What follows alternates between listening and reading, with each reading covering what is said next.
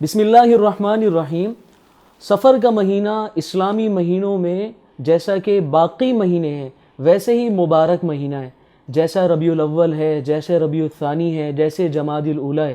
12 مہینوں میں 4 مہینوں کو اللہ نے خاص فضیلت عطا کی ہے، اور اس کے علاوہ تمام مہینے، ان میں کوئی ایک مہینہ بھی ایسا نہیں جو کہ اسلامی نقطۂ نظر سے، اسلامک پوائنٹ آف ویو سے منحوس ہو۔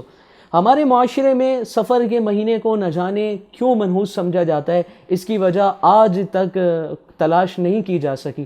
نہ قرآنی کوئی آیت موجود ہے، نہ احادیث میں سے کوئی حدیث ایسی موجود ہے جس میں یہ بتایا گیا ہو کہ یہ مہینہ منحوس ہے، نہ ہمارے فقہاء محدثین کے اقوال میں کوئی ایسا قول موجود ہے جس میں یہ کہا گیا ہو کہ یہ مہینہ منحوس ہے۔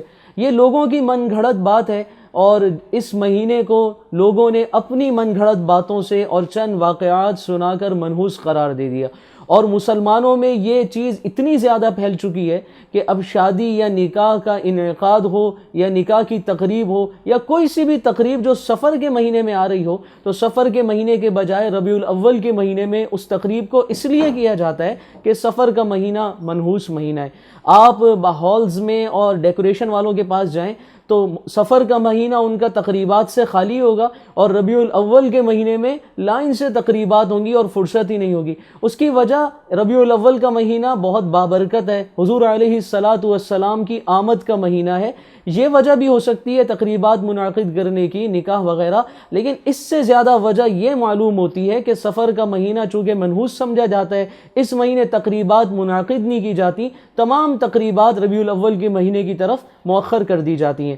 اگر یہ مہینہ منحوس ہوتا تو صحابہ کرام رضی اللہ تعالی عنہم کے ادوار میں، ان کے دور میں بہت سے واقعات رونما ہوئے۔ صحابہ کرام رضی اللہ تعالی عنہم اللہ کے راستے میں جہاد کے لیے گئے، سفر کا مہینہ کسریٰ پہ حضرت عمر رضی اللہ تعالی عنہ کا لشکر غالب آیا تو سفر کا مہینہ، حضرت عثمان رضی اللہ تعالیٰ عنہ نے آذربائیجان کو فتح کیا تو سفر کا مہینہ، حضرت عمر بن عبدالعزیز رحمۃ اللہ علیہ نے اپنی خلافت کا آغاز فرمایا، ان کی حکومت کا آغاز ہوا تو سفر کا مہینہ۔ بے شمار واقعات اسلامی تاریخ میں ملتے ہیں۔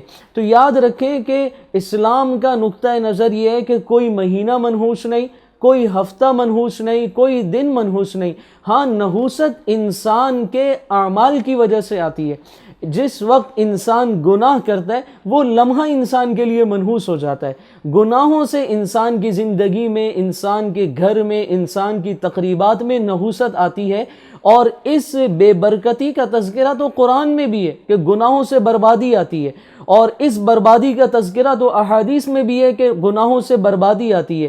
تو بھلا گناہوں سے زیادہ منحوس چیز کیا ہو سکتی ہے؟ افسوس کی بات ہے کہ آج امت مسلمہ گناہوں سے بچنے کا تو اہتمام نہیں کر رہی، کہ گناہوں سے بربادی کا اللہ بھی اعلان فرما رہے ہیں، اللہ کے پیارے نبی صلی اللہ علیہ وسلم بھی سمجھا رہے ہیں، اس سے بچنے کا تو اہتمام نہیں ہے۔ لیکن ایک من گھڑت بات جو امت میں مشہور ہے کہ یہ مہینہ منحوس ہے، اس نحوست کو ذہن میں ایسا سوار کر لیا کہ تمام خیر کے کام اس مہینے میں چھوڑ دیے۔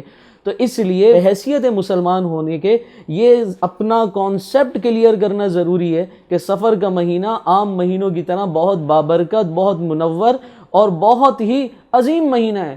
کوئی نحوست اس مہینے میں نہیں ہے۔ جس طرح کہ ربیع الاول، ربیع الثانی، جمادی الاولی میں نکاح کی تقریبات، دیگر تقریبات منعقد کرنا بالکل درست ہے، اس طرح سفر کے مہینے میں بھی کوئی تقریبات منعقد کرنا، اس میں کوئی اسلامک پوائنٹ آف ویو سے حرج نہیں۔ اللہ تعالیٰ سے دعا ہے اللہ تعالیٰ یہ بات سمجھنے کی توفیق نصیب فرمائے۔